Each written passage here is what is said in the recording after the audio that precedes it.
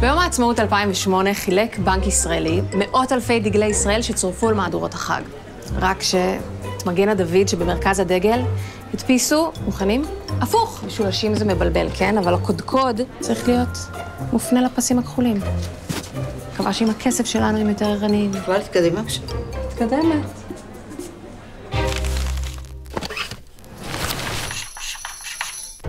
תסתכלו מסביב. בשער האשפות בירושלים, על החזה שלנו, על האמבולנס, וכשהאמבולנס מתעכב, על מצבות, על בתי כנסת בארץ, בצ'כיה, אתיופיה, קרואטיה, תימן, מקסיקו, בכל מקום שיש בו יהודים, אפילו בסמל של מכבי. בכולם אפשר לראות אותו. המגן שהוא סלבס יהודי, מגן דוד.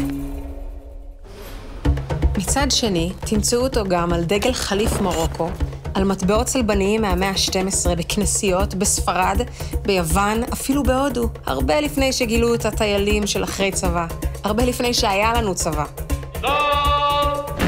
שם, בעולם הגדול, מגן דוד חי בשלום לצד סמלים מוכרים אחרים. והנה הוא עם צלב קרס, מצטלמים יחד כמו בסטיז. ספוילר, הרומן הזה לא החזיק מעמד. ביוון הוא נקרא הקסגרמה, כוכב בעל 6 קודקודים שסימל את האלוהות. האלכימיסטים בעת העתיקה השתמשו בו כדי לתאר הרמוניה בין יסודות מנוגדים. כמה מנוגדים? בערך כמו יוון והודו.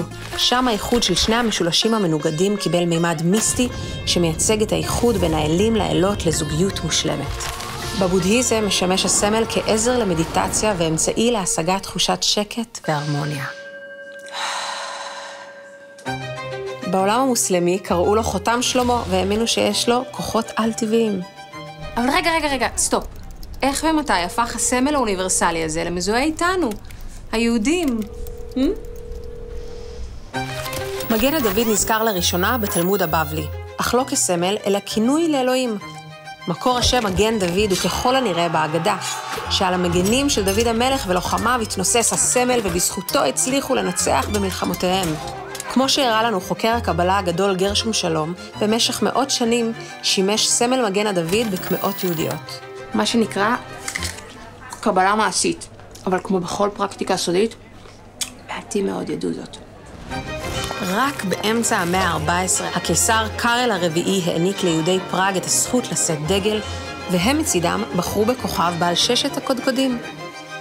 ואז הגיע הרצל, מחזאי ועיתונאי עם רעיון משונה ובעיה קטנה. איזה דגל הם יתלו על הקיר במהלך הקונגרס הציוני הראשון של 1897?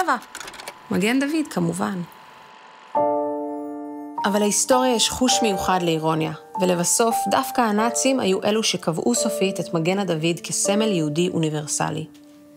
הטלאי הצהוב שהיהודים אולצו לענוד הפך להיות מזוהה עם העם היהודי והבית הלאומי שלו. היום אנחנו נושאים אותו בגאווה בכל מקום. על ראש התורן, על ראש שמחתנו, ואפילו על האור שלנו. אבל בוא נודה באמת, אחד היתרונות הגדולים שלו זה שממש קל לצייר אותו. אלא אם כן את הבנק מסוים.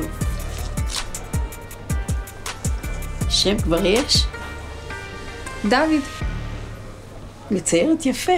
תודה.